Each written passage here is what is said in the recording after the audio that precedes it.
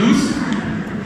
Je voudrais naturellement vous souhaiter la bienvenue dans les salles basses de notre magnifique musée Bossuet, qui, comme vous le voyez, accueille une exposition absolument exceptionnelle et de circonstance, puisque en partenariat avec l'association Guetteur d'Art, cher Michel Rosa, qui est partenaire de l'exposition, l'équipe de la direction de la culture, le directeur, le conservateur du musée, le Divassi, nous avons imaginé de proposer au public meldois cette exposition qui a pour objet, vous le savez, l'évocation d'un des épisodes de l'histoire meldoise les plus dramatiques, celui de l'incendie des moulins qui a eu lieu il y a un siècle et qui a beaucoup marqué les mémoires, puisqu'il a touché le cœur même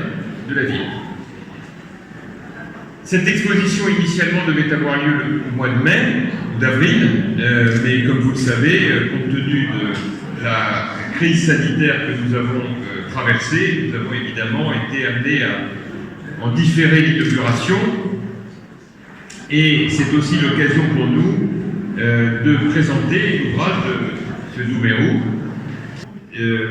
C'est vrai que le symbole des moulins de Meaux est très fort dans notre histoire. D'abord parce que, depuis le haut Moyen-Âge, Meaux, c'est la ville qui accueille la production de tous les agriculteurs de la Brie, notamment, naturellement, blé, farine. Les moulins ont donc joué un rôle absolument majeur dans l'économie meldoise d'autrefois, et l'incendie qui a eu lieu du 16 au 17 juin 1920 a réduit en quelques heures en cendres les moulins qui se situaient sur le vieux pont du marché, et qui a évidemment créé un traumatisme extrêmement fort. Alors c'est vrai qu'à travers cette exposition, le musée Bossuet redonne vie, le temps de sa visite, à ces moulins et au travail de mémoire qui est associé. Vous aurez à votre disposition près de 200 photographies, cartes postales, peintures et gravures, ainsi que de nombreux objets d'époque, des maquettes, des moulins, pour pouvoir vous donner le témoignage inédit de ce qui a été un symbole fort de la prospérité économique de notre ville. Un circuit de visite théâtralisé aussi, avec le concours du théâtre Gérard Philippe, et puis, le 10 octobre, une conférence sur l'histoire des moulins de Meaux par Madame Josette Vitry en partenariat avec la Société historique de Meaux et de sa région. Alors nous avons choisi d'inaugurer aujourd'hui, à défaut d'avoir pu le faire au printemps, parce que nous donnons ainsi le coup d'envoi aux Journées du patrimoine. Ce week-end, je salue également celui qui est ici, qui est un acteur très important de notre politique culturelle pour la communauté d'agglomération.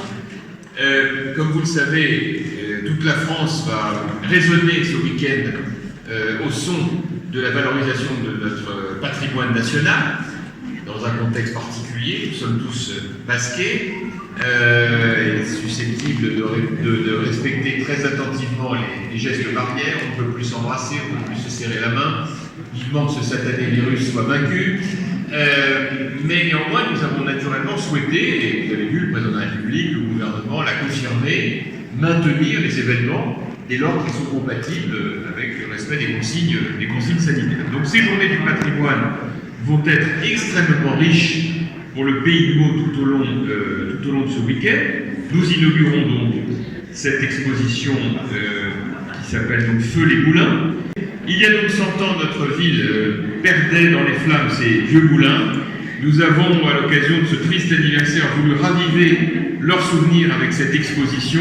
Je vous invite donc à vous replonger dans l'histoire tragique et en même temps héroïque de ces moulins de Meaux, et ainsi de participer à l'exercice de souvenir et de mémoire auquel nous sommes les uns et les autres très attachés. Et je veux, pour terminer, bien sûr, vous montrer ce très très beau livre qui évoque cette exposition, Feu les moulins de Meaux. Merci beaucoup et belle découverte de cette exposition.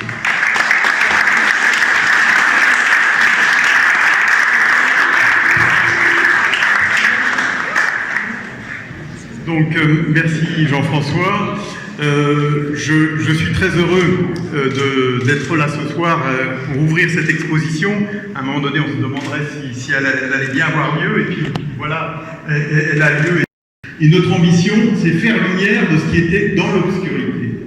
Dans le cas des moulins, du pont du marché, la dernière mise en lumière était très réussie, très grandiose, mais un peu définitive. Parce qu'il y a 100 ans, l'incendie des moulins a fait un spectacle nocturne hallucinant qui provoqua, à l'image de l'incendie de Notre-Dame de Paris que vous avez tous en mémoire, la sidération et l'émoi de tous. Donc c'est très important de prendre la dimension de cet événement. Il faut savoir que, ce qui est exceptionnel, vous savez que quand Notre-Dame de Paris a brûlé, toutes les chaînes, tout le web, tous les journaux étaient là. Eh bien, il s'est passé la même chose il y a 100 ans pour l'incendie des moulins, puisque les 60 journaux ont relaté l'événement, donc à l'étranger, sur toute la France. Donc je vais citer un exemple, c'est le Petit Parisien, qui était à l'époque le journal le plus fort tirage du monde, eh bien, a fait sa une, et je remercie ici le Parisien, qui, après en avoir discuté, a fait une pleine page sur cet événement, et je pense que ça montre l'émoi. Donc aujourd'hui, sur place, sur le pont du marché, il est très orphelin de ces moulins, et rien ne laisse apparaître leur présence. D'ailleurs, pour ceux qui ne le savent pas, on ne comprend même pas pourquoi, en fait, il y avait des moulins. L'ensemble bâti faisait 77 mètres de long, 20 mètres de large et un immeuble de 6 à 7 étages.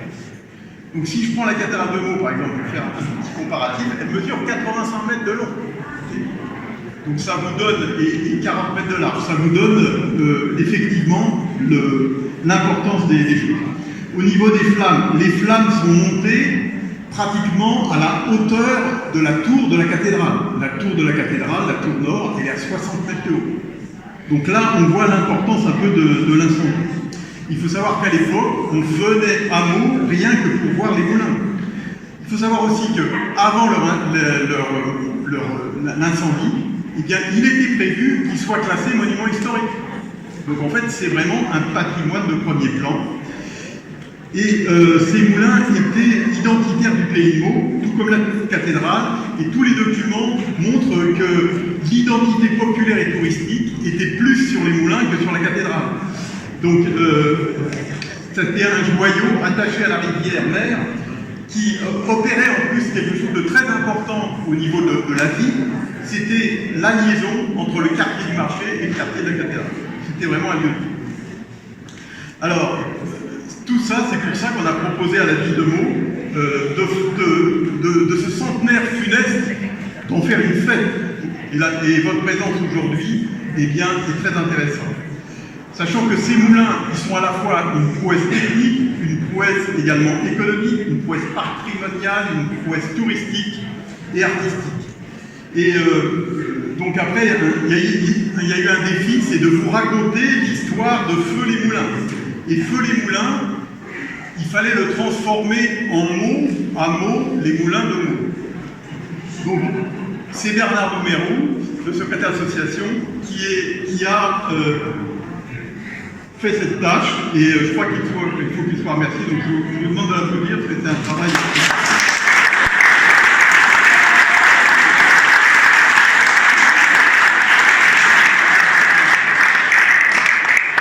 Ce qui est important aussi que vous sachiez, c'est qu'en fait, quand on a eu cette idée, quand on est venu voir la mairie, eh bien, on a été accueillis par un enthousiasme extraordinaire. Et cet enthousiasme, malgré les vagues du Covid, est resté très important. Et on a fait vraiment un partenariat très riche entre la ville et l'association.